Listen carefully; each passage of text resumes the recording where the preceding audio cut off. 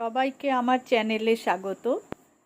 আজ আমি খুব সহজে একটা টি শার্ট পেন্টিং দেখাবো, যেটা টাই অ্যান্ড ডাই করব। তো টাই অ্যান্ড ডাই করার জন্য আমি ফেভিক্রিলের দুটো কালার নিয়েছি, ফেভিক্রিল অ্যাক্রিলিক কালার, একটা টিল ব্লু আর একটা মভ কালার।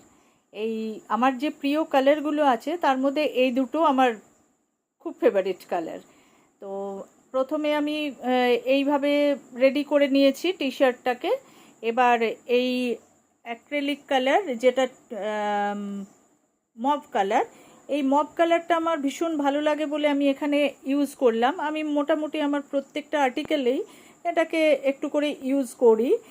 তো আমি দেখি যে মানে মভ কালারটা দেওয়ার পর একটা যেন অন্যরকম ব্রাইটনেস আসে আমার আর্টিকেলগুলোয়। তো আর টিল ব্লু আমার ভীষণ ফেভারিট কালার। ঠিক আছে, আচ্ছা এইভাবে দেখো আমি এইভাবে টি শার্টটাকে পেন্ট করলাম মানে এইভাবে রঙগুলো দিলাম।